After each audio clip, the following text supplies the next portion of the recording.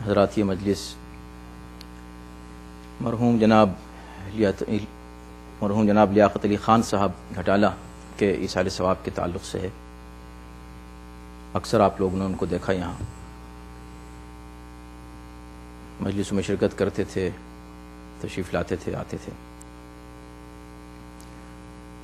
اور آپ نے ان کا اخلاق بھی ملاحظہ کیا۔ اس بزرگی کے باوجود وہ اپنے بہت ہی چھوٹوں کو، جو پوتوں کی برابر بھی تھے، ان کو بھی کس طرح احترام کے ساتھ اور عزت کے ساتھ سلام کرتے، مسکرا کے ملتے۔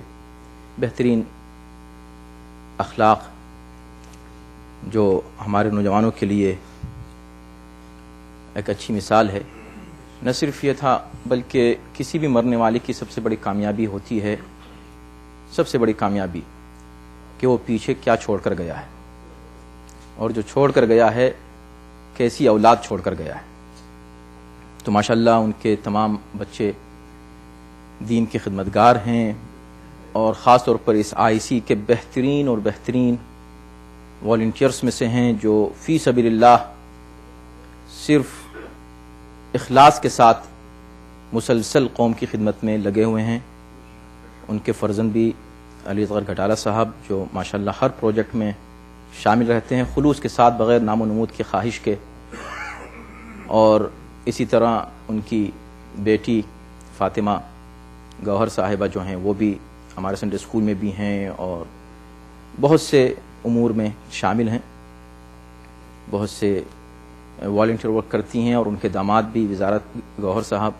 اور خاص طور پر یہ تمام افراد جو ہیں، جب کسی کا انتقال ہو جاتا ہے تو اس میں یہ پوری کی پوری ٹیم پہنچتی ہے، اور لوگوں کو اندازہ نہیں ہوتا کہ وہ کتنے گھنٹے اس میں صرف کرتے ہیں، کتنی زحمت، کتنی محنت، کسی کو معلوم نہیں ہوتا، صرف اللہ کو یا ان لوگوں کو کہ جن کے یہاں موت ہوئی ہوتی ہے، انہیں اندازہ ہوتا ہے کہ لوگ کتنے خدمت کرتے ہیں۔ تو پروردگار انشاءاللہ ان تمام خدمتوں کا اجر بلا شبہ ان کو پہنچاتا رہے گا، جنہوں نے اتنی اچھی تربیت کر کے، اتنی اچھی اولاد قوم کے حوالے کر کے وہ یہاں سے گئے ہیں۔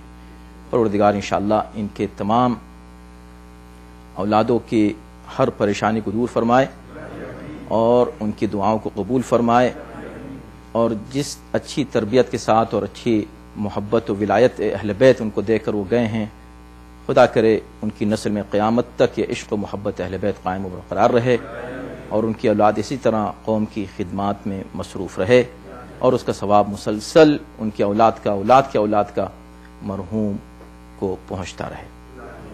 آپ سے گزارش ہے، آپ جانتے ہیں کہ مسلسل یہ خبریں ہیں پاکستان اور عراق سے کہ آئے دن اس طرح کے حالات ہو رہے ہیں وہاں، اور مومنین شہید ہو رہے ہیں۔ پاکستان میں بھی ٹارگٹ کلنگ مسلسل جاری ہے، کہیں گروپ کلنگ ہے، کہیں انڈیویجول لوگوں کو ٹارگٹ کر کے قتل کیا جا رہا ہے۔ آج بھی یہ ہوا ہے پاکستان میں، اور عراق میں بھی 36 لوگ مارے گئے ہیں۔ تو یہ آئے دن کا سلسلہ ہے۔ اللہ انشاءاللہ ان یزیدیوں کو، بنی امیہ کی ان اولادوں کو ذلیل و خوار و نصر نابود فرمائے۔ اللہ منتقم حقیقی انشاءاللہ اس دنیا میں اور آخرت میں دونوں جگہ اللہ ان پر اپنا عذاب نازل فرمائے۔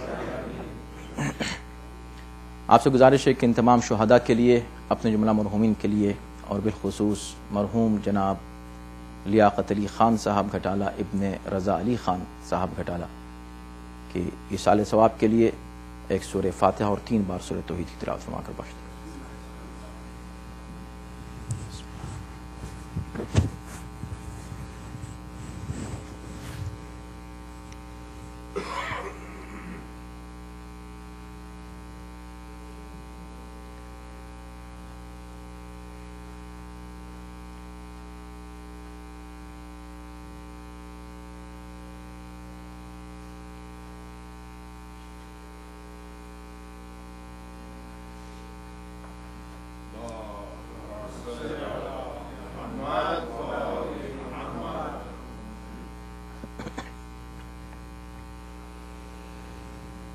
اعوذ باللہ السمیع العلیم من الشیطان اللعین الرجیم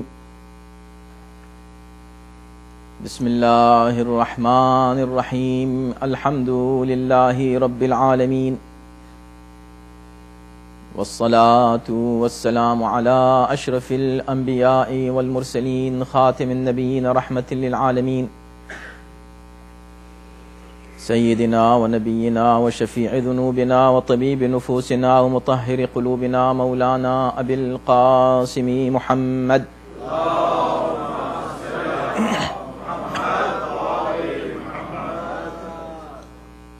وآلہ الطیبین الطاہرین المعصومین المظلومین ولعنۃ اللہ علی اعدائہم اجمعین من الآن الى یوم الدین اما بعد فقد قال اللہ سبحانہ تبارک وتعالی فی کتابہ الکریم وهو اصدق القائلین وقولہ الحق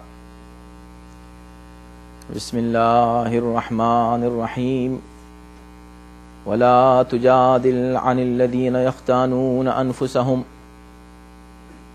ان اللہ لا يحب من كان مختالا کفورا صلوات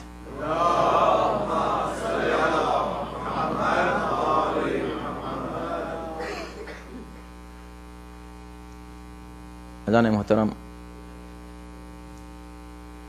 آج کی مجلس کے لیے سورہ مبارک نساء کی ایک آیت کریمہ کو سرنامہ کلام قرار دیا ہے، جس میں ایک واقعہ ایسا ہوا کہ بظاہر بڑا معمولی واقعہ تھا، ایک سمپل سا واقعہ، مگر اس پر تقریباً 12 یا 15 آیتیں نازل ہو گئیں۔ آپ جانتے ہیں کہ جب آیات نازل ہوتی ہیں تو نزول آیات کے لیے شأن نزول ہوتا ہے۔ شأن نزول یعنی کب یہ آیت نازل ہوئی، کس سلسلے میں نازل ہوئی، کون سا واقعہ تھا، کیا حالات تھے، کس کے تعلق سے آیت نازل ہوئی۔ تو کسی ایک موقع پر ایک آیت، 2 آیتیں، 10 آیتیں نازل ہوتی ہیں، ان کو ان آیات کا شأن نزول کہتے ہیں۔ شأن نزول ہوتا ہے، لیکن آیتیں عمومی حیثیت بھی رکھتی ہیں۔ اکثر آیات ایسی ہوتی ہیں جو کسی ایک شأن نزول سے مربوط ہیں، لیکن ساتھ ہی ساتھ ان میں ایک عمومیت ہے، مفہوم میں، ان کے پیغام میں۔ تو آیت میں کہا جا رہا ہے، پہلے میں ترجمہ کر دوں کہ وَلَا تُجَادِلْ عَنِ الَّذِينَ يَخْتَانُونَ أَنفُسَهُمْ، دیکھو خبردار کبھی بھی کسی ایسے شخص کی حمایت میں مت چلے آنا، حمایت کرنے کے لیے مت آنا ایسے شخص کی یختانون انفسہم، جو اپنے نفس کے ساتھ خیانت کرتے ہیں، اپنے نفس کے ساتھ جو خیانت کرتے ہیں ان کی حمایت میں مت چلے آنا۔ ان اللہ لا يحب من کان خوانا اثیما، اللہ ایسے شخص کو پسند نہیں کرتا جو خیانت کار اور گنہگار ہو۔ یہ ایک آیت ہے، یہاں سے شروع ہوتی ہے آیت، اور یہ سلسلہ چلتا ہے 12 آیتیں، اور اگر اور بھی 3 آیتوں کو شامل کریں تو تقریباً 15 آیتیں۔ خیانت پر گفتگو ہو رہی ہے انہی آیات میں۔ اس کے بعد پھر بہتان کا تذکرہ ہوتا ہے، ومن یکسب اثما ومن یکسب خطیئة او اثما ثم یرمی به بریئا فقد احتمل بہتانا واثما مبینا۔ جو شخص کوئی غلطی کرے یا کوئی گناہ کرے اور پھر وہ غلطی اور گناہ کسی اور کے سر ڈال دے، فقد احتمل بہتانا، تو اس نے بہت بڑے بہتان کا بوجھ اپنے سر پر لاد لیا، وَإِثْمًا مُبِينًا، اور بہت بڑے گناہ کا بوجھ اپنے سر پر لے لیا۔ اتفاق سے ان آیتوں پر درس تفسیر میں بھی گفتگو ہوئی ہے، اور ظاہر ہے کہ درس تفسیر میں ہم آیات پر تفصیل سے گفتگو کرتے ہیں، اگرچہ 40 منٹ کا وقت ہوتا ہے اور تسلسل کے ساتھ ایک ایک لفظ پر گفتگو ہوتی ہے۔ جو حضرات شریک ہوتے ہیں اور جو لوگ انٹرنیٹ پر فالو کرتے ہیں انہیں پتہ ہے. لیکن اس وقت آپ کے سامنے جو بات عرض کرنی ہے کہ اوور آل اس کا خلاصہ جو تقریباً 2 یا 3 دروس کا خلاصہ آپ کے سامنے پیش کیا جا سکتا ہے آج کی مجلس میں، کہ خطاب ہو رہا ہے کہ دیکھو خبردار ایسے لوگوں کے کہ جو خیانت کریں، دھوکہ دیں، کسی کو دھوکہ دیں، چیٹنگ کریں، ان کی حمایت میں مت چلے آؤ. اس میں یہاں کہیں نہیں ہے، پوری ان تمام آیتوں میں یہ نہیں ہے کہ تم خود خیانت نہ کرو. توجہ کیجئے گا، خیانت نہ کرو یہ نہیں ہے، یہ ہے کہ جو خائن ہے اس کی حمایت میں مت چلے آؤ. یہ خیانت کی شدت کی طرف اشارہ ہے. یعنی یہ تو بھئی یہ کہنے کی کیا ضرورت ہے کہ تم خیانت نہ کرو، نہیں، جو خیانت کر رہا ہے تم نے خیانت نہیں کی، مگر کسی خائن کی حمایت میں وکالت میں چلے آئے. خبردار کسی خائن کی وکالت بھی نہ کرنا، یہ اس قابل نہیں ہے جو خیانت کریں. اب خیانت ایک بہت وسیع مفہوم ہے، اور ظاہر سی بات ہے کہ جب ہم بیٹھتے ہیں ممبر پہ تو ہم چاہتے ہیں کہ ٹو دا پوائنٹ بات ہو اور بات ادھر ادھر نہ پھیلے. چاہے رہ جائے، تھوڑی باتیں رہ جائیں کوئی بات نہیں، باقی آپ لوگ خود ہوم ورک کر لیتے ہیں، اس کو سمجھ لیتے ہیں، پھر آپ کا دماغ بھی چلتا ہے ادھر ادھر نا پہلے سے پہلے ہی. اور ماشاءاللہ اس مجلسوں کا صدقہ ہی ہے یہ. اب بیٹھے ہوئے ہم پتہ نہیں کہاں جا رہے ہیں، آپ خیانت کے چکر میں پتہ نہیں کہاں سوچ رہے ہیں کہ مولانا کیسے کیسے بڑے بڑے خائنوں کا ذکر کرنے والے ہیں. ابھی آپ کرتے رہے اپنے ذہن میں، جو ذکر آتا جائے گا ہوتا جائے گا. لیکن آپ دیکھیں اسلام کا فیئرنس، اسلام کی عدالت اور جسٹس آپ ملاحظہ فرمائیں، عجیب و غریب. میں نہیں سمجھتا کہ کسی نے اس واقعے کو کبھی سنا ہوگا. ایسی باتیں ہم لوگ ممبر سے نہیں کرتے، اس لیے نہیں کہ اس طرح کی باتیں بیان نہیں کی جاتی، اس کے برعکس چیزیں لوگ سنتے ہیں. اوور آل کہ اگر 2 گروپ ہوں اور 2 گروپ لڑتے ہوئے آئیں یا 2 انڈیویجولز لڑتے ہوئے آئیں تو اب ہم کو فیصلہ کرنا ہے کہ ہم کس کا ساتھ دیں. تو ہم فوراً ہی دیکھیں گے کہ اچھا بھئی یہ آدمی ان میں دونوں میں وہ کون سا ہے جو ہم سے زیادہ قریب ہے. جو زیادہ قریب ہے اس کی طرف سے ہم نے فیصلہ دے دیا، اس کے لیے ہماری طرف سے ججمنٹ صادر ہو گیا، ہم نے اس کی حمایت کر دی، اس کی وکالت کر دی، اس کا ساتھ دے دیا. عام طور پر یہ ہوتا ہے. اسلام کیا کہتا ہے؟ یہ پیغام دنیا کو ملنا چاہیے، یہ پیغام نان مسلمز کو ملنا چاہیے، یہ پیغام ان لوگوں کو ملنا چاہیے جنہوں نے اسلام کو غلط ریسورسز سے سمجھنے کی کوشش کی ہے، یا جن کو غلط ریسورسز ہی ملے ہیں خالی، یہ سمجھنے کے لیے کہ اسلام کیا ہے. اسلام کی حقیقت آپ کو اصل سے، بنیاد سے ملے گی، اور وہ ہے قرآن، اور قرآن کا حقیقی مفسر اور ساتھی کون؟ اہل بیت علیہم الصلوۃ والسلام.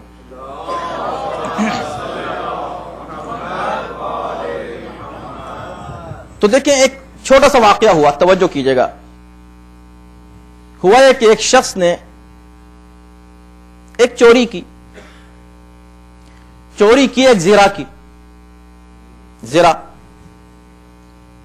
زرا وہ شے ہے، وہ شرٹ ہے یا وہ کوٹ ہے یا وہ جیکٹ ہے جو پہنا کرتے تھے، جس کو آرمر کہتے ہیں.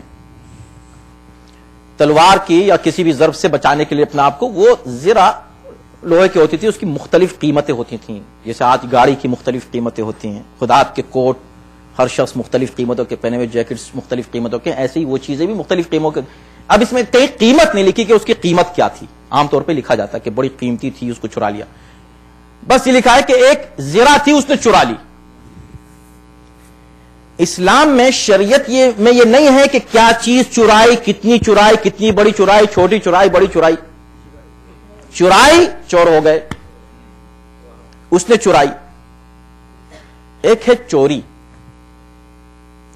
جو بہت بڑا گناہ ہے، اور اس سلسلے میں خود مختلف آیات ہیں اور بہت روایات ہیں اور اسلامی اخلاقیات ہیں، اس کے تعلق سے تعلیمات ہیں کہ چوری کتنا بڑا گناہ ہے. اسٹیلنگ یہ بات اپنی جگہ. اب جو 12 آیتیں نازل ہوئیں اس چوری کے لیے نازل نہیں ہوئی. اس میں تذکرہ اس چوری کا نہیں. پھر کیا ہے؟ اس نے چوری کی، پتہ چل گیا کہ اس نے چوری کی ہے. ڈھونڈی بھی زرا کہاں گئی، زرا کہیں، پتہ چلا کہ اس نے چوری کی. خیر اس کی تفصیلات لکھی ہیں، اس ڈیٹیل میں نہیں جا رہا ہوں کہ ان کے 3 بھائی تھے اور کیا ہوا اور کیسے بحث ہوئی، اس کی ضرورت نہیں ہے. نتیجہ جب پتہ چلا کہ اس نے چوری کی ہے تو اس نے کیا کیا کہ اس زرا کو لیا اور ایک یہودی کے گھر میں اس زرا کو ڈال دیا. ڈال کے کچھ گواہ بنائے. گواہ تو فوراً تیار بھی ہو جاتے ہیں نا. کچھ گواہ بنائے اور کہا کہ چل کر رسول اللہ کی بارگاہ میں یہ گواہی دو کہ یہ جو زرا ہے یہ ہم نے نہیں چرائی، یہ تو غلط ہم پہ الزام لگا رہے ہیں. زرا تو ملی ہے یہودی کے گھر سے. اب چونکہ وہ یہودی ہے لہذا اور ہم ہیں مسلمان تو کچھ سمپیتی ہماری طرف بھی آئے گی. یہ ایمان کی کمزوری تھی اور کچھ نہیں تھا، چوری کی. اب میں اس بحث میں نہیں جانا چاہتا کہ چوری کرنے والا رسول اللہ کی زندگی میں چوری کی گئی ہے، رسول کے آس پاس رہتا ہے، اس کو کیا کہا جائے، اس کے لیے کون سا لفظ استعمال کیا جائے کہ بھئی چوری کس نے کی ہے کہ نہیں. اگر آپ یہ تعریف کریں صحابی کی، صحابی ہر وہ شخص ہے جس نے رسول اللہ کو دیکھا ہو زندگی میں. تو اب میں اس کے آگے کچھ نہیں کہوں گا، آگے آپ خود سوچ لیجئے. لیکن چوری کی اس نے، یہودی کے سر ڈال دی چوری. اتنی جو آیتیں نازل ہوئی کس بات کے اوپر؟ چوری اگر کی ہوتی، صرف چوری کی ہوتی تو اس کی کچھ سزا ہے وہ معین ہو جاتی، کچھ جرمانہ ہے وہ اس کے اوپر معین کر دیا جاتا. نہیں، چوری کر کے اس نے خیانت کی. خیانت کس کو کہتے ہیں؟ اپنی ذمہ داری کو پورا نہ کرنا، کسی کے حق کو پامال کرنا. کسی کے بھی حق کو پامال کرنے کو خیانت کہتے ہیں. خیانت کہتے ہیں. تو یہ خیانت اس نے یہ کی کہ ایک یہودی پڑوسی کا حق تھا تم پر، وہ یہودی صحیح. اسلام میں امانت کے تعلق سے، اخلاقیات کے تعلق سے، ذمہ داریوں کے تعلق سے، حقوق کے تعلق سے جو چیزیں معین ہیں اس میں مذہب بیچ میں نہیں آتا کہ بھئی کافر ہے تو اس کے ہاں چوری کر لو، کافر ہے تو اس کو دھوکہ دے دو، کافر ہے تو اس کو مار ڈالو، کافر ہے تو اس کو قتل کر دو. جو واقعاً کافر ہے اس کو بھی قتل نہیں کر سکتے، چاہے کہ مومن کو پہلے کافر بنائیں پھر اس کو قتل کریں. یہ کہاں سے جائز ہے؟ یہ کہاں سے آیا ہے؟ کون سا دین ہے؟ کون سا ایمان ہے؟ کون سا قرآن ہے؟ کون سی تفسیر ہے؟ تو یار محترم، اتنی آیتیں کس بات پہ نازل ہوئی؟ ایک یہودی کو. اب آیت اس کے بعد کی آیت ہے، 2 آیت اس کے بعد کہا کہ وَمَن يَكْسِبْ خَطِيئَةً أَوْ إِثْمًا ثُمَّ يَرْمِ بِهِ بَرِيئًا یعنی بے گناہ. جو شخص کوئی غلطی کرے، کرو کیسا کہ میں غلطی سے ایسا کرتے نہیں، غلطی سے بھی نہیں ہو سکتا، یا جان کر گناہ کیا اور اس کو ڈال دیا کسی بے گناہ کے سر. یہ ہے قرآن. اب قرآن میں ان کو وہ آیتیں مل جاتی ہیں جس میں کہا یہودیوں کو برا کہا ہے، او کافروں کو قتل کرنے کی بات کہی ہے. یہ آیتیں نہیں ملتی، یہ والی آیتیں نہیں پڑھیں گے. اور یہاں میڈیا بھی آپ کو یہ والی آیتیں نہیں سنائیں گے، اور خود مسلمان بھی جب بھی آیتیں سنائیں گے کافروں کے بارے میں وہ والی سنائیں گے، ان کو مار ڈالو، ان کو قتل کر دو، ان کو یہ کر دو. یہ والی آیتیں نہیں سنائیں گے کہ بھئی قرآن نے یہ بھی کہا ہے ایک یہودی کو بچانے کے لیے اور اس کو بے گناہ ثابت کرنے کے لیے اتنی آیتیں قرآن نے نازل کر دی، جبکہ اس کے مقابلے پر ایک نہیں کئی مسلمان تھے. اور ان مسلمانوں کی مذمت میں آیتیں نازل ہوئی. یہ تاکید کرنے کا خبردار اپنے کسی گناہ کو یا غلطی کو بھی خطیئتن او اثمن، اوکے میں نے بھئی غلطی سے یہ میں نے جیکٹ اٹھا لی تھی، غلطی سے اٹھا لی تھی، تو غلطی سے اٹھا لی تھی تو اس غلطی کو تم نے اس کے سر کیوں ڈال دیا؟ جان کے اٹھائی تھی تو گناہ کیا تھا، اس گناہ کو اس کے سر کیوں ڈال دیا؟ نہ غلطی کو کسی کے اور سر ڈالو، نہ گناہ کسی اور سر ڈالو. شان نزول تو یہ تھا. لیکن ایک یہ جنرل، اب یہ جنرل میسج ہے تمام انسانوں کے لیے اور خاص طور پر مسلمانوں کے لیے. اگر اس پر عمل کر لیں، ہر حکم ایسا ہے قرآن کا، اس پر عمل کر لیا جائے تو سارے فتنے ختم ہو جائیں، سارے مسائل زندگی کے ختم ہو جائیں. جتنے بھی مسائل پیدا ہوتے ہیں، جب بھی آرگومنٹ ہو، دو افراد میں، دوستوں میں ہو گیا، میاں بیوی میں ہو گیا، بھائی بھائی میں ہو گیا، دوستوں میں ہو گیا، کبھی کوئی آرگومنٹ ہوتا ہے کسی مسئلے یہ کیوں ہوا، کس نے، تو ایک دوسرے کے سر ڈالنے کی کوشش کرتے ہیں. الزام، تم نے کیا، تمہاری وجہ سے ہوا، تمہاری وجہ سے ہوا، بس اسی سے ہو گیا، آرگومنٹ شروع ہو گیا، بات آگے بڑھی، کچھ نہیں. قرآن یہ کہہ رہا ہے کہ جو کچھ تم نے کیا ہے اس کو قبول کر لو خاموشی سے، فتنہ وہی ختم ہو جائے گا اور سزا بھی کم ملے گی. بھئی سزا کیا تھی؟ صرف چوری کی تھی، اب کیا ہوا؟ خیانت کی سزا ہوئی. خیانت، اور اس کا ذکر ہے ان آیات میں.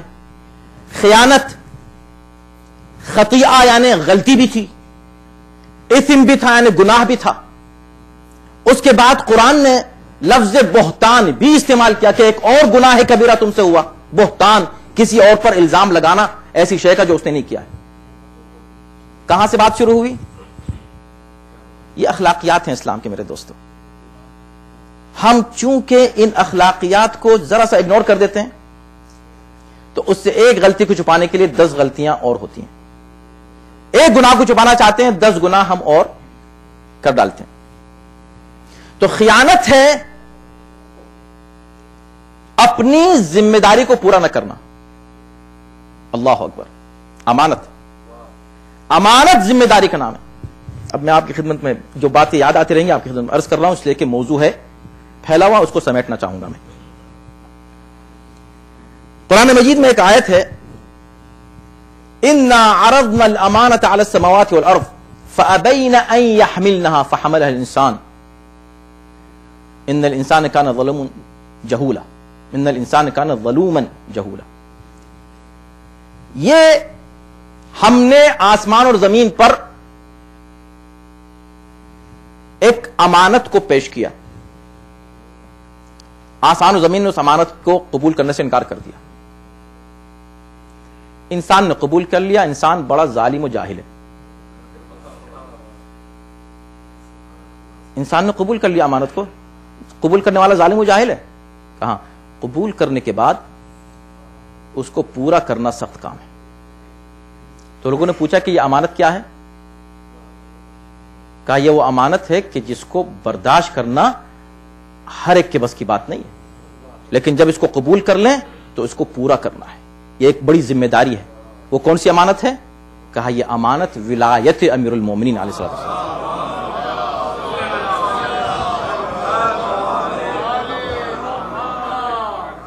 زمین و آسمان اس کو قبول نہ کر سکے. کیوں زمین و آسمان کیوں نہیں قبول کر سکتے اس کو؟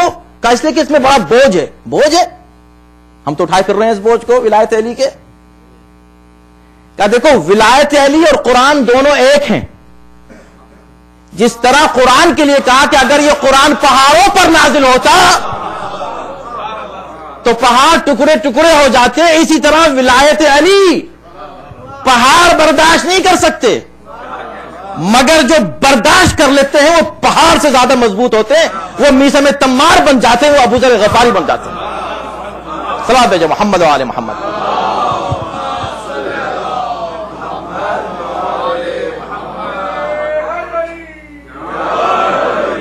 اس امانت کو اگر قبول کرے تو انسان مضبوط ہوتا. پہاڑ اور آسمانوں اور زمینوں سے زیادہ انسان مضبوط ہو جاتا ہے. لیکن اگر اس کو قبول کرنے کے بعد اس کو پورا نہ کرے، ان کان انسان و ظلوما جہولا، انسان ظالم و جاہل ہو جاتا ہے. یہ امانت الہی ہے. ایک اور آیت ہے، میں پڑھ رہا ہوں آپ کے سامنے، یا ایھا الذین آمنوا لا تخونوا اللہ ورسولہ وتخونوا اماناتکم، اے صاحبان ایمان اللہ اور رسول سے خیانت نہ کرو. خیانت یعنی دھوکہ بظاہر نا، اللہ رسول کو دھوکہ نہ دو. کیا مطلب؟ اللہ رسول کو کوئی دھوکہ دے سکتا ہے؟ تو امام محمد باقر علیہ السلام نے فرمایا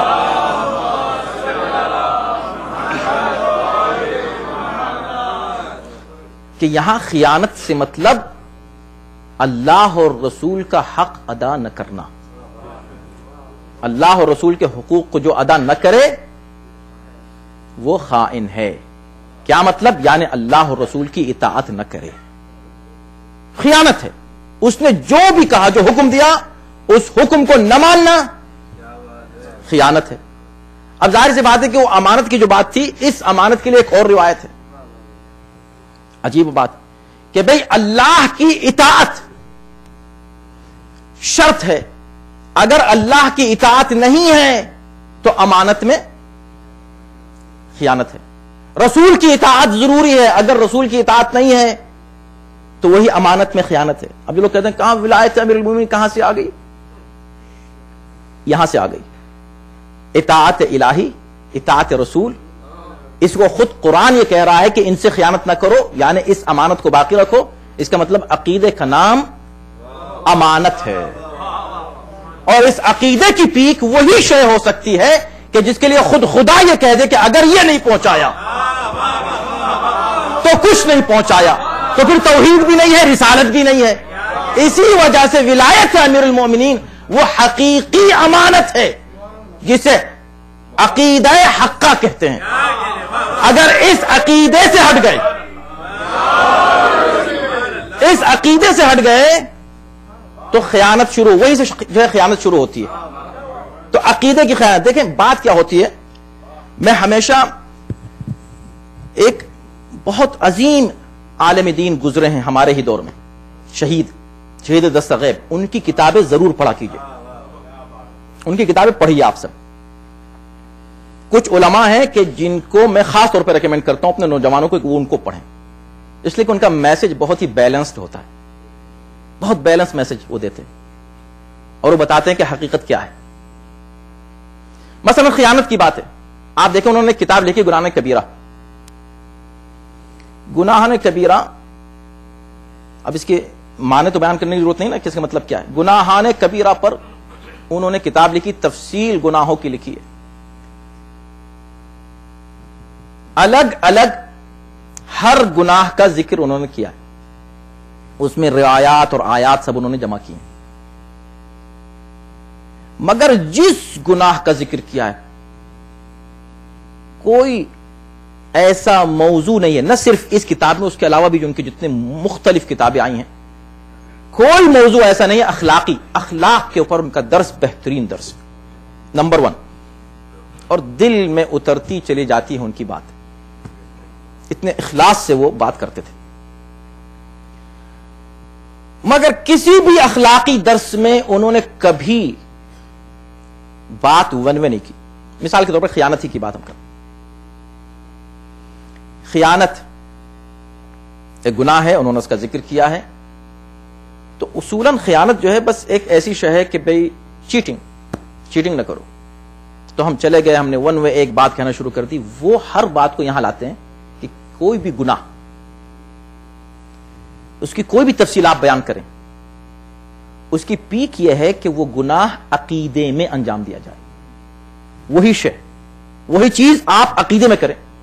چوری ہے، آپ اگر عقیدے میں چوری کریں. خیانت ہے اگر آپ عقیدے میں خیانت کریں. جھوٹ ہے اگر آپ عقیدے کے تعلق سے جھوٹ بولیں. دھوکہ ہے اگر آپ عقیدے کے متعلق دھوکہ دیں.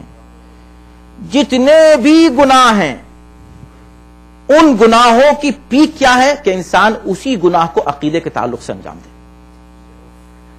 اور یہی وجہ ہے، اس بات کو لے لیجیے آپ، انہوں نے مقدمے میں، مقدمہ جو لکھا ہے اس کتاب کا بڑا پیارا ہے، اس کا نام ہے حقیقت تقوی. یعنی کیا میسج ہماری قوم کو ملنا چاہیے جب تبلیغ ہو، منبر سے نصیحت ہو، واعظ ہو تو کس طرح کا ہو. بیلنسڈ. تو انہوں نے کہا کہ تقوی کسے کہتے ہیں؟ بتائیے، اگر آپ سے پوچھا ہے تقوی کسے کہتے ہیں تو آپ یہ کہیں گے گناہ سے بچنے کا نام تقوی ہے. انہوں نے کہا تقوی کی 3 منزلیں ہیں، اور اس کی تشریح کی انہوں نے بہت دلچسپ طریقے سے. اس کو کہتے ہیں تقوی پائٹی. پہلی منزل کیا ہے تقوی کی؟ تقوی فی العقائد. عقیدے میں انسان متقی ہو، عقیدے میں کوئی گڑبڑ نہ ہو. اگر عقیدے میں گڑبڑ ہے اور دوسری منزل میں وہ بڑا متقی ہے، بڑی نمازیں پڑھتا ہوا نظر آ رہا ہے، بڑا ظاہری اس نے حلیہ اپنا بنا رکھا متقین کا، سجدے کا نشان ہے، جب دیکھو قرآن کی آیت ہے، ہاتھ میں تسبیح ہے، بس ان سے زیادہ کوئی متقی ہے ہی نہیں، مگر عقیدہ ان کا خراب ہے. جب دیکھو اعتراض کرتے رہتے ہیں، ارے یہ فضیلت کیسے ہو سکتی ہے علی کی، یہ کیا ہر وقت جب دیکھو ماتم ہوتا رہتا ہے، یہ کیا بھائی اتنے دن تک جو ہے مجلسیں چلتی رہتی ہیں. بس جہاں یہ اعتراض شروع کر دیا عقیدے کے اوپر، سمجھ لو کہ یہ پہلی ہی منزل میں فیل ہو چکا ہے تقوی کی. یہ آیت اللہ دستغیب لکھ رہے ہیں، شہید دستغیب. تو کہہ رہے ہیں کہ پہلی منزل عقیدے میں ہے کہ عقیدہ انسان کا خراب نہ ہو. خراب ہو گیا تقوی اس کا گیا پہلی منزل میں. پھر وہ یہ کہتے ہیں یہ ہے بیلنس. پھر وہ کہتے ہیں نہیں اب یہاں رک مت جانا. اب میں سمجھنا کہ میرا عقیدہ بہت اچھا ہے. عقیدہ اب تمہارا پہلی منزل میں اگر اچھا ہے تو تم اس کو ٹیسٹ کرو کہ اچھا ہے کہ نہیں. کیسے مطلب کیسے ہوگا وہ ٹیسٹ؟ یہ ٹیسٹ اس طرح ہوگا کہ یہ دیکھو کہ تم دوسری منزل میں عمل کی منزل میں متقی ہو کہ نہیں. اگر تم عمل کی منزل میں کمزور ہو گئے تو اس کا مطلب یہ کہ تمہارا پہلا والا تقوی بھی کمزور ہے. کمزور ہے. تمہارا خیال ہے کہ تم محبت کرتے ہو، تم سوچ رہے ہو، ہر شخص سوچ سکتا ہے، تمہارا خیال ہے، تمہارا دعویٰ ہے کہ تم محبت کر رہے ہو اہل بیت سے، مگر اہل بیت کا جو کردار ہے وہ تمہارے اندر نظر نہیں آ رہا ہے. تو کہا کہ محبت وہاں پہلی منزل میں تمہارا تقوی کمزور ہو گیا. یہ سب ریلیٹڈ ہے. تیسری منزل تقوی کی کیا انہوں نے بیان کی؟ وہ کہا کہ یہ عارفین کے لیے تقوی کی منزل ہے. تو پہلی منزل یہ کہ برے عقیدے سے بچیں. دوسری منزل کیا ہے کہ برے عمل سے بچیں، اس کا نام تقوی ہے. تیسری منزل یہ ہے کہ ایون اس حلال سے بھی بچے جو انسان کو دنیا داری کی طرف لے جائے اور اہل بیت سے ذرا بھی دور کرتا رہے. ان حلال چیزوں سے بھی بچے. یہاں تو اسی کی شکایت ہے، ہر چیز کو تو حرام کر دیا ہے، ہر چیز حرام ہے، یہاں ہر چیز حرام ہے. جس کو دیکھو یہ کرو، نہیں یہ مت کرو، یہ بزنس مت کرو، اور یہ کھانا مت کھاؤ، ہر چیز تو حرام ہے. وہ کہہ رہے نہیں، حلال سے بھی بچو. اس حلال سے کہ جو تمہیں اہل بیت سے دور کر دے، تمہارے امام کی یاد سے تم کو دور کر دے. 24 گھنٹے میں کتنی بار تمہارے وقت کے امام تم کو یاد آتے ہیں؟ کتنی بار تم اللہ کو یاد کرتے ہو؟ چلو اللہ کی بات کرو. 24 گھنٹے میں کتنی بار تمہیں اللہ یاد آتا ہے نماز کے تعلق سے. اب دیکھیں امیر المؤمنین کی ولایت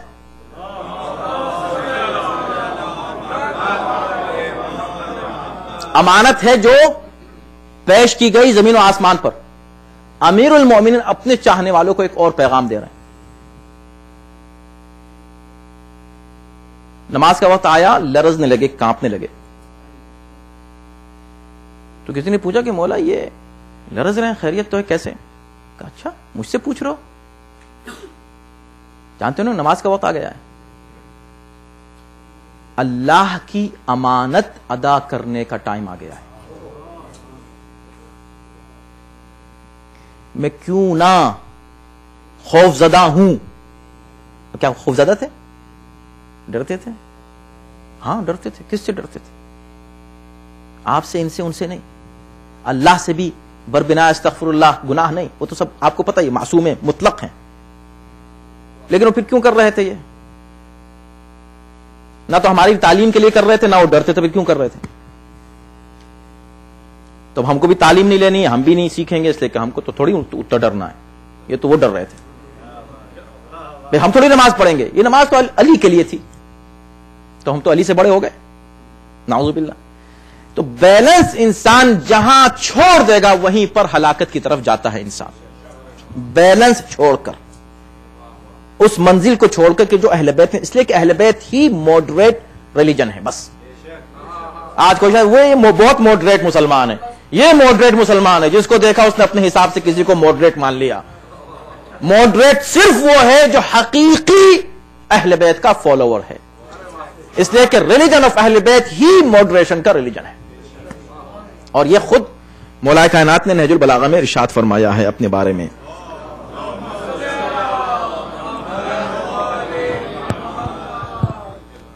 تو امانت کی اہمیت، اور اسی امانت سے اللہ اکبر، آپ توجہ کیجئے، بس بات اختتام کی طرف جائے تاکہ ہمیں محسوس ہو کہ امانتیں ہمیں ادا کرنی ہیں، کوئی بھی امانت، اب امانت کو کسی بھی اعتبار سے دیکھ لیں، اور خیانت سے ہر اعتبار سے بچنا ہے، نہ صرف خود بچنا ہے، مین بات یہ ہے کہ کسی خائن کی حمایت نہیں کرتے، کسی خیانت کار کی حمایت مت کیجئے۔ جب آپ حمایت نہیں کریں گے تو پھر خیانت ختم ہو جائے گی دنیا سے۔ خیانت ہے ہی اس لیے کہ اس میں لوگ کوئی نہ کوئی مل ہی جاتا ہے حمایت کرنے والا، وکیل بننے والا، بلکہ اس میں ایک عجیب آیت ہے بات کی، اس کے فوراً بعد کی آیت کہ ہا انتم جادلتم عنہم فی الحیات الدنیا ومن یجادل عنہم ومن یجادل اللہ عنہم یوم القیامہ امن یکون علیہم وکیلا۔ کمال کی آیت ہے کہ اچھا تو تم آج آگے حمایتی بن کر خائنوں کے، جب تم کو پتہ چل گیا کہ یہ خائن ہے، اس کی حمایتی بن کے آ گئے۔ اللہ اور رسول کی جو اطاعت نہ کرے وہ خائن ہے، اور جو اللہ اور رسول کے مقابلے پر آ جائے وہ کتنا بڑا خائن ہوگا۔ اس کی حمایت کرنے کے لیے چلے آ رہے ہیں وکیل بن کر۔ جب تم ایسے لوگوں کی حمایت کر رہے ہو آج اس دنیا میں، بڑے بڑے خائنوں کی، ان خیانت کاروں کی، تو قرآن کیا کہہ رہا ہے کہ تم یہاں تو آ گئے حمایت کرنے کے لیے فی الحیات الدنیا، جادلتم عنہم، ان کے وکیل بن کے آ گئے، نہیں بھی یہ ٹھیک ہیں، ہم ان کی طرف ہیں، ہم ان کا جو ہے ساتھ دیتے ہیں، ان کے وکیل بن کے تم یہاں تو آ گئے اس دنیا میں۔ یہ بتاؤ ومن یجادل عنہم یجادل اللہ عنہم، اللہ سے کون قیامت کے دن ان کی طرف سے حمایت کے لیے تیار ہوگا؟ یہاں تو ہو جاؤ، تم کر لو ان کی حمایت، قیامت میں آؤ گے ان کی حمایت کرنے کے لیے؟ امن یکون علیہم وکیلا، ان کا وکیل وہاں کون بنے گا؟ تو بھائی یہاں اگر وکیل بنو تو ایسے کہ بنو جس کے بارے میں یقین ہو کہ وہاں یہ خود نکل جائیں گے، جن کا خود ہی پتہ نہیں، وہاں وکالت نہیں چلے گی ان کی۔ لہذا طے کر لو کہ کون ہے، اور بات صرف راستے تک نہ دیکھو، ڈیسٹینیشن تک دیکھو، صرف انعمت علیہم نہیں، ڈیسٹینیشن ہے جنت۔ یہ بھی دیکھو کہ یہاں کون ہے جو لے کر چلے گا راستے پر، یہ بھی دیکھو کہ وہاں کون پہنچ چکا ہے آلریڈی، وہاں کی قیادت کس کے اختیار میں ہے آلریڈی، وہاں کا سردار کون ہے آلریڈی، یعنی اب کوئی شک نہ رہ جائے کہ ہم جس کی وکالت کر رہے ہیں وہ ہم کو جنت تک لے جائے گا، تب وکالت کرو۔ اگر نہیں اگر ایسا ہے تو پھر وہاں کون کرے گا؟ اللہ کے سامنے کون وکیل بنے گا؟ تو یہاں کسی کی بھی چھوٹے مسئلے میں اگر کوئی گناہ، دیکھیں ہم اگر معاشرے میں اپنے یہ طے کر لیں، آپ دیکھ لیجئے، شہر کا ماحول ہو یا آپ کے صرف محلے کا ماحول ہو یا آپ کے گھر کا ماحول ہو یا آپ کے سینٹر کا ماحول، دو افراد میں کوئی بھی اختلاف ہوا، ایک چیز طے کر لیجیے کہ جو خائن ہے، جو ظالم ہے، جو خطاوار ہے، اس کا ساتھ میں نہیں دوں گا، بات ختم ہو گئی۔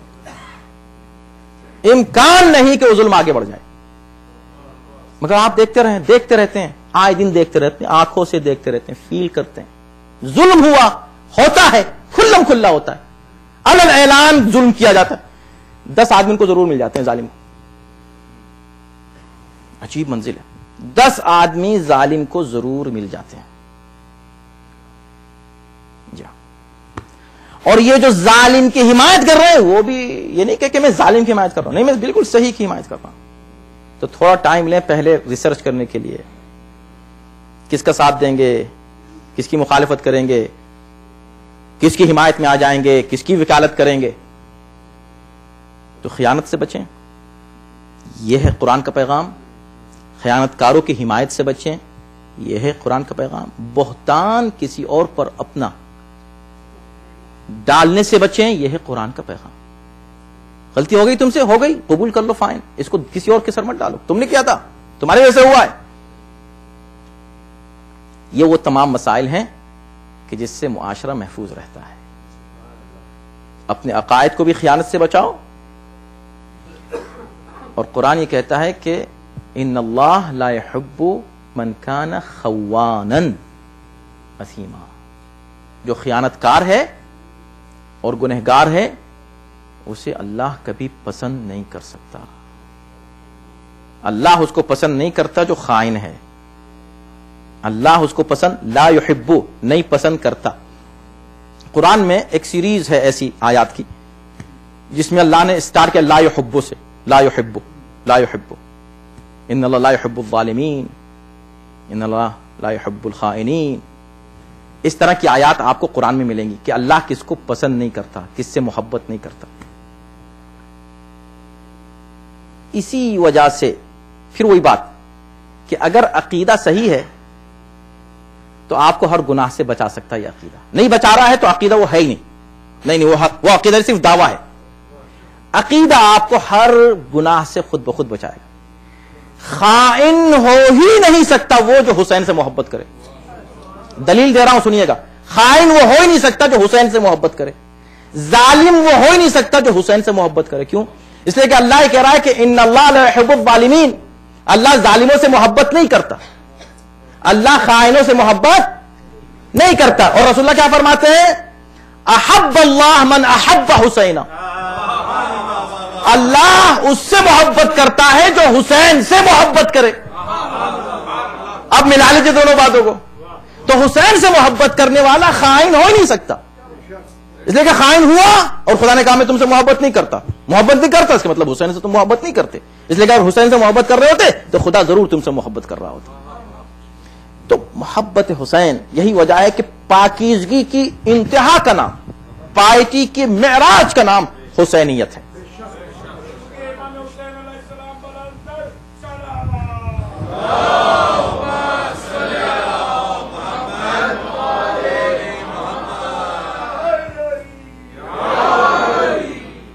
پاکیزگی کی انتہا کا نام, اور یہی وجہ ہے کہ حسینیت کے مقابلے پر ہمیشہ تاریخ میں وہی لوگ آئے ہیں جو سب سے بڑے وقت کے خائن رہے, جو سب سے بڑے وقت کے ظالم رہے. آج بھی آپ دیکھیں حسینیت کے مقابلے پر, عزاداری کے مقابلے پر, شاعر حسینی کے مقابلے پر وہی لوگ آتے ہیں, وہی لوگ ان پر اعتراضات کرتے ہیں, وہی لوگ عقائد کے کمزور ہیں کہ جو اصل میں جن کے لیے خدا کہہ چکا ہے ان اللہ لا يحب, ان کو اللہ پسند نہیں کرتا.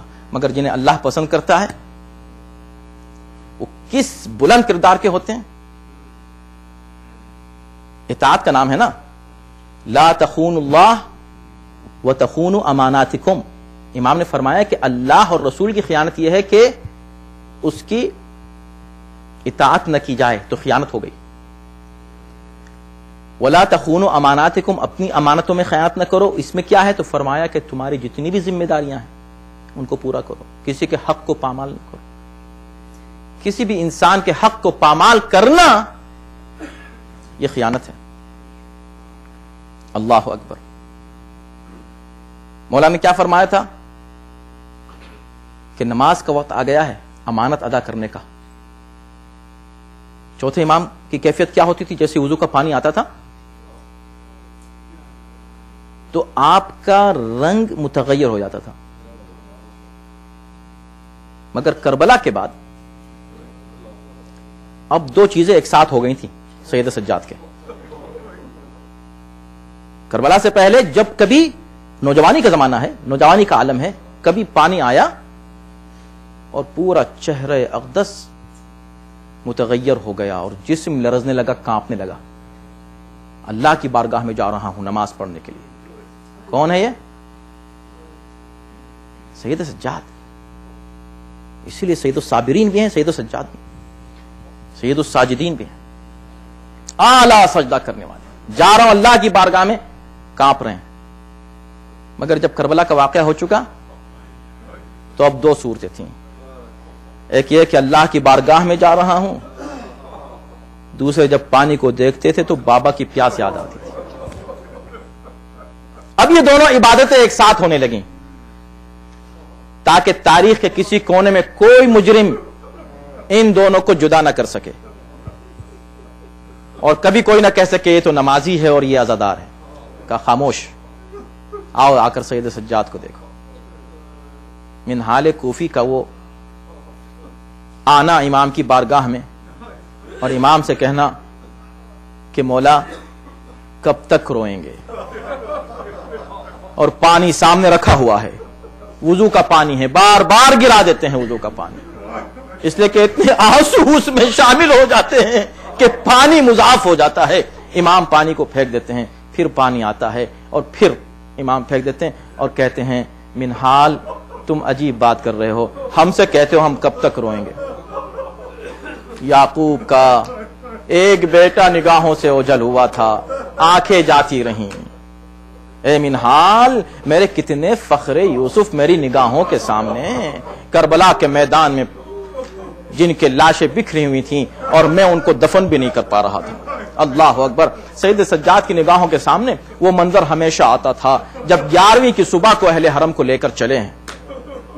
11ویں کی صبح سید سجاد کے ہاتھوں میں ہتھکڑیاں ہیں، پاؤں میں بیڑیاں ہیں۔ کون سجاد؟ وہی سجاد جو رات تک ایسا بیمار ہے کہ خود نہیں اٹھ سکتا، پھوپھی آ کر اٹھاتی ہے، مگر صبح اتنی طاقت آ گئی کہ یہی سجاد اب پھوپھی کو سوار کر رہے ہیں۔ آؤ پھوپھی اماں میں آپ کو سوار کرتا ہوں۔ اور اس کے بعد یہی سید سجاد کی نگاہیں دیکھتی ہیں، بکھری ہوئی لاشیں ہیں، کہیں چچا کا لاشا ہے، کہیں بھائی کا لاشا ہے، کہیں قاسم کا لاشا ہے، کہیں حسین کا لاشا پڑا ہوا ہے، اور یہ سید سجاد تنہا وہ شخص ہیں کہ جن کو دفن کرنا ہے ان لاشوں کو، مگر ہاتھوں میں ہتھکڑیاں ہیں، دفن نہیں کر پا رہے۔ اور ایک پھوپھی ہے جو سمجھا رہی ہے میرے لال تم ان کو دفن کرو گے، میرے لال تم فکر نہ کرو، اپنی کیفیت کو سنبھالو، اپنی حالت کو سنبھالو، میرے لال تمہیں ہمیں مدینے لے کر جانا ہے۔ یہ ہے سید سجاد۔ جب کبھی پانی آتا نگاہوں کے سامنے، تاریخ کہتی ہے کہ ایک بار گزر رہے تھے ایک جگہ سے، کیا دیکھا کہ ایک قصاب ہے کہ جانور کو ذبح کر رہا ہے، آ کر پشت پر ہاتھ رکھ دیا، رک جائے قصاب ابھی اس کو ذبح نہ کرنا۔ پلٹ کے اس نے دیکھا تو کیا دیکھا؟ سید سجاد ہیں۔ قصابوں نے مدینہ کا یہ طے کر لیا تھا کہ سجاد اگر یہاں سے گزرے تو ہم اپنی دکانوں پر پردہ ڈال لیا کریں گے، اس لیے کہ وہ دیکھتے ہیں ان کٹے ہوئے سروں کو تو رونے لگتے ہیں۔ جیسے اس نے دیکھا کہ سید سجاد ہیں، گھبرا گیا، کہا مولا معاف کیجیے گا، مجھے معلوم نہیں تھا آپ آنے والے ہیں، ورنہ میں اس جانور کو آپ کے سامنے ذبح نہیں کرتا۔ امام نے فرمایا کیوں؟ کیا میں حلال محمدی کو حرام کر دوں؟ ذبح کر سکتے ہو، میں تم کو اس لیے نہیں روک رہا ہوں کہ تم ذبح نہیں کر سکتے، ضرور کرو، مگر تم سے ایک سوال کرنا چاہتا ہوں، جب تم اس کو ذبح کرتے ہو تم نے پانی بھی پلا دیا ہے کہ نہیں؟ تو ہاتھوں کو جوڑ کے عرض کرتا ہے کہ آقا یہ کیسے ہو سکتا ہے، میں مسلمان ہوں، مسلمان آپ کے نانا کی شرط پہ عمل کرتا ہوں، یہ کیسے ہو سکتا ہے میں جانور کو پیاسا ذبح کر دوں؟ جب جانور کو ذبح کیا جاتا ہے ہم اس کو پانی ضرور دیتے ہیں۔ بس ایک مرتبہ نانا کے روزے کی طرف رخ کیا، نانا یہ آپ کی امت جانور کو ذبح کرتی ہے تو پانی پلاتی، ہاں میرا بابا حسین، ارے یہی وجہ تھی کہ سکینہ نے گھوڑے سے یہی پوچھا تھا، میرے بابا کے گھوڑے صرف اتنا بتا، میرے بابا کو کسی نے پانی بھی پلایا یا پیاسا ذبح کے؟ وَسَيَعْلَمُ الَّذِينَ ظَلَمُوا يَوْمَ يَنقَلِبُونَ۔ پروردگار ہمارے عمل صالح کو قبول فرما، اس سے بہتر انداز ذکر اہل بیت سے سنانے کی توفیق کرامت فرما۔ یا اللہ اہل بیت کے کردار سے اور ان کی سیرت سے ہمیں استفادے کی توفیق کرامت فرما، ہمارے دلوں میں عشق و معرفت و محبت اہل بیت میں اضافہ کر دے، قیامت تک ہماری نسلوں میں عشق و محبت و معرفت اہل بیت قائم و برقرار رہے۔ یا اللہ تجھے واسطہ اہل بیت طاہرین کا جو مومنین کسی طرح بھی بیمار یا پریشان ہیں ان کی بیماری پریشانی کو دور فرما دے، تمام مومنین کے جملہ حاجات کو پورا فرما۔ یا اللہ پاکستان میں اور عراق میں اور افغانستان اور بحرین اور قطیف اور دیگر مقامات پر شیعوں کی جو کیفیات ہیں اور جو مظلومیت ہے، خدا اندہ ان کی مدد فرما۔ ظالم جو مسلسل قتل و غارت پر تلے ہوئے ہیں خداوندہ ان کو ذلیل و خوار اور نصف نابود فرما۔ پروردگار تجھے اہل بیت طاہرین کا واسطہ اس دنیا کو جو ظلم و جور سے بھر گئی ہے، عدل و انصاف سے بھرنے کے لیے اپنے آخرت کو اس دنیا میں بھیج دے، ان کے عون و انصار میں ہم سب کو داخل و شامل فرما۔ ربنا تقبل منا انک انت السمیع العلیم۔ ایک بار اور سورہ حمد اور 3 بار سورہ توحید کی تلاوت فرما کر مرحوم جناب عنایت علی خان گھٹالہ اور لیاقت علی خان گھٹالہ صاحب کی روح کو اور تمام مرحومین کو اور پاکستان اور عراق کے شہداء کے لیے